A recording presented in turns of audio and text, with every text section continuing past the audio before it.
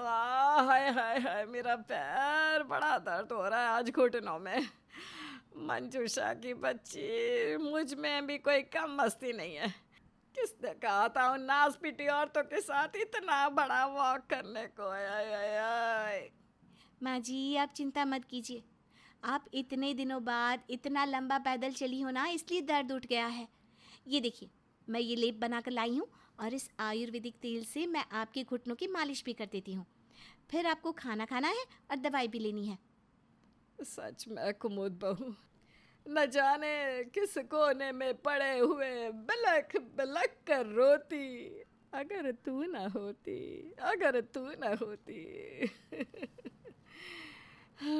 भगवान, तू जैसी बहू हर सास को दे। ये कहानी है कुमुद बहू की। कुमुद एक गरीब घराने की लड़की होती है और बिल्कुल सीधी सादी और भोले स्वभाव की। वो अपनी सास मंजूषा का अपनी माँ से भी बढ़कर ख्याल रखती और उसके इस नेक और अच्छे व्यवहार से मंजूषा भी काफ़ी खुश होती हैं। दोनों सास बहू का रिश्ता एकदम चट्टान की तरह मजबूत होता है। लेकिन ऐसा क्या होता है जिससे ये रिश्ता बिखरने लगता है? आइए देखते हैं। एक रोज़ यूं ही शाम के पहर मंजूषा की सहेलियां घर में आती हैं। क्यों मंजूषा बहन, कैसा लग रहा है सास की जूती में पाँव रखकर? मजा आ रहा है या सजा मिल रही है? नहीं नहीं, ऐसा तो कुछ भी नहीं है। एक तो 1 महीना हो गया लल्ला और कुमुद बहू की शादी को। कुमुद बहू मेरा हर हुक्म अपने सर आंखों पर रखती है। किसी भी काम में ना नुक्कर आनाकानी नहीं करती। एकदम गुणी और संस्कारों वाली है मेरी बहू। वाह जी वाह, फिर तो तेरी किस्मत का ताला खुल गया। वरना आजकल की बहुएं तो शादी के बाद के पहले हफ्ते में ही सास को अपनी उंगली पर नचाती हैं और पतियों को अपने इशारों पर। उतने में कुमुद सबके लिए चाय नाश्ता लेकर आती है। सबको नमस्ते कहकर प्रणाम करते हुए परोसती है और फिर रसोई में चली जाती है। अरे वाह जी वाह, ये बहू तो सच में बहुत शांत और सरल स्वभाव की है। सच में मंजूषा, तेरे तो भाग ही खुल गए। वैसे बहू क्या लाई?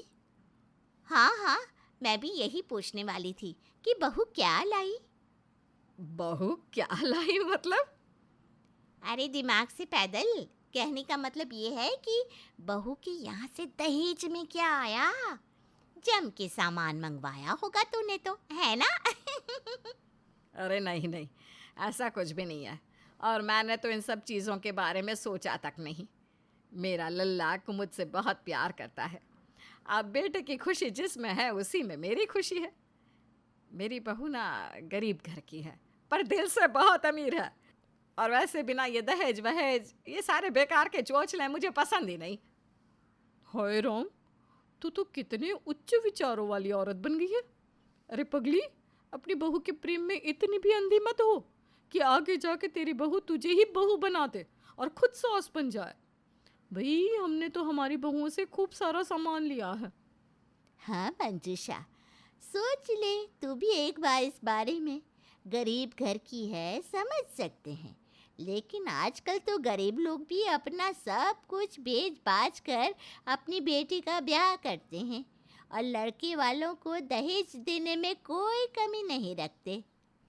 मंजूषा अपनी सहेलियों की इन बातों पर ज़्यादा गौर नहीं फरमाती और वो दहेज जैसी प्रथा को इतनी मान्यता भी नहीं देती। लेकिन धीरे धीरे जैसे वो दूसरे लोगों से मिलती हैं और जब उनकी बातें सुनती हैं तो, अरे मंजूषा, इतने दिनों बाद आज सब्जी खरीदने आई तू? कहाँ थी इतने दिन तू? यही थी भाई। वो दरअसल मेरी बहू आती है ना रोज़ सब्जी लेने। लेकिन आज मैंने सोचा चलो क्यों ना खुद ही लाया जाए और थोड़ा चलना भी हो जाएगा। अच्छा अच्छा, वैसे एक बात बता, मेरे गले में ये जो हार है ना, ये मुझ पर जच तो रहा है ना? और ये चूड़ियाँ भी? हाँ हाँ, बहुत सुंदर लग रहा है। लगता है भाई साहब का कुछ ज़्यादा ही प्यार बरस रहा है आजकल, है? अरे नहीं नहीं, ये तो मेरी बहू लाई है, दहेज में मिला है मुझे। मेरी बहू ने घर में सबके लिए कुछ ना कुछ महंगा और कीमती सामान लाया है। तेरी बहू क्या लाई? बोलना मंजूषा।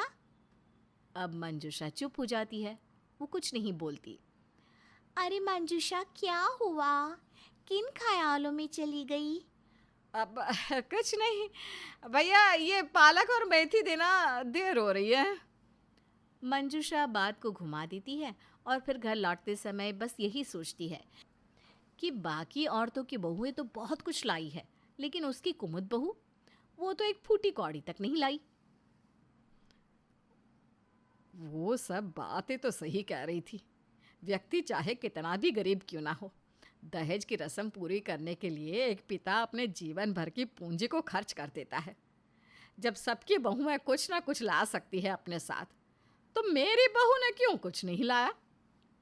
मंजूषा अब कुमुद से खफा सी रहने लगती है और उससे ज्यादा बात भी नहीं करती, बस मुंह फुलाए रहती है।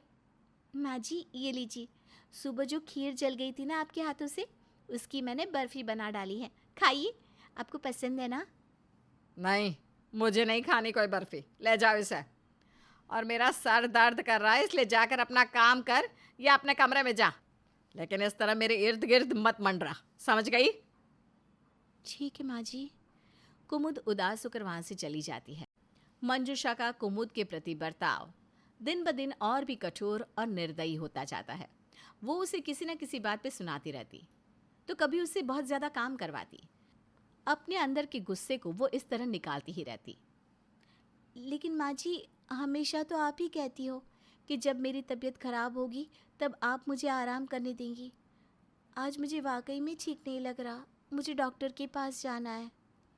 या अपने नखरेबाजी ना कहीं और जाकर दिखाना, मेरे सामने नहीं। अलमारी के ड्रॉअर में दवाई पड़ी होगी, उसे खा ले। और आज के आज दोनों कमरे, छत और आंगन की पूरी सफाई हो जानी चाहिए। कुछ ही दिनों में एक के बाद एक त्योहार आने शुरू हो जाएंगे, घर में पनौती नहीं आनी चाहिए। कुमुद की तबीयत खराब होने के बावजूद भी मंजूषा उससे ढेर सारा काम करवाती है। अपनी सास का बदलता व्यवहार देखकर भी कुमुद मंजूषा की सेवा में कोई कमी नहीं करती। वो अपनी सास से मीठी तरह से ही बात करती और मासूमियत से उसकी सेवा में ही लगी रहती दिन रात। माँ जी, आपकी दवाइयाँ और ये आपकी चाय। लेकिन मंजूषा उससे तब भी ठीक से बात नहीं करती। हाँ हाँ, चल जा अब यहाँ से। मंजूषा आए दिन हर किसी के मुंह से बस उनकी बहुओं के दहेज की प्रशंसा सुनती और उसे समाज वालों की बातों को सुनकर अपनी बहू पर गुस्सा आता। एक दिन जब वो अपनी सहेली करुणा के यहाँ जाती है तो, अरे मंजूषा, आओ आओ, तुम्हारी ही राह देख रही थी मैं। अच्छा, रुको, हाँ अभी आई मैं। करुणा उठकर खुद ही सारा नाश्ता लाती है। इस बात से मंजूषा को थोड़ा सा अजीब लगता है। वाह वाह करुणा, घर और तू दोनों के दोनों एकदम टिप टॉप सजे हुए हो। हाँ, वो क्या है ना, मेरी बहू अपर्णा, वो जब इस घर में आई तो अपने साथ दहेज में ये सब लेकर आई। ये सोफ़ा, एसी, टीवी, पर्दे, ये सब कुछ। तभी अचानक से करुणा की बहू अपर्णा आती है और हुक्म से कहती है, ओ मम्मी जी, आपने इस बाहर से आई मेहमान को चाय दे दी, लेकिन मैं जो आपसे कब से मांग रही हूँ चाय, मुझे नहीं दी। चलिए उठिए और अभी के अभी चाय दीजिए, जल्दी कीजिए। हाँ हाँ अपर्णा बहू, अभी बनाती हूँ, 2 मिनट दे दो बेटा बस। और ये क्या? माना कि कौशिक जी ने मुझे ये अलमारी साफ करके ज़रूरी सामान निकालने के लिए कहा था, लेकिन इससे आप ही साफ करोगी, मैं नहीं, समझी? मुझे शाम को सलोनी की बर्थडे पार्टी में भी जाना है, इसलिए मेरी पिंक ड्रेस की इस्त्री करके रख देना। हाँ हाँ बिल्कुल ठीक है, हाँ बेटा। अच्छा, मैं 5 मिनट में आती हूँ, हाँ मंजूषा। मंजूषा को करुणा और अपर्णा दोनों सास बहू की बातों को सुनकर बहुत हैरानी होती है और उसकी आंखें खुल जाती है। हे भगवान, ये दोनों सास बहू, कैसा है इनका रिश्ता? अरे कैसे बात कर रही थी अपर्णा अपनी सास से। दिया तो बहुत कुछ है उसने इस घर को, लेकिन अपनी ही सास के साथ इतनी बदतमीजी और बदसलूकी से पेश आना, इससे अच्छी तो मेरी कुमुद है। मैं खामखा इन सब लोगों की बातों में बहक गई और उस बेचारी से इतनी बुरी तरह पेश आई। सोना, चांदी, धन संपत्ति, दहेज, ये सब मुझे नहीं चाहिए। मेरी बहू ही असली सोना है। बहू क्या लाई ये मायने नहीं रखता, बहू कितनी गुणी और प्यारी है ये मायने रखता है। मंजूषा फौरन कुमुद की मनपसंद मिठाई लेकर घर जाती है और उसे गले लगा लेती है। और फिर उस दिन के बाद उसने कभी कुमुद पर गुस्सा नहीं किया, बल्कि इस हादसे के बाद तो उसके दिल में कुमुद के लिए और भी ज़्यादा प्यार और इज्जत जाग गई।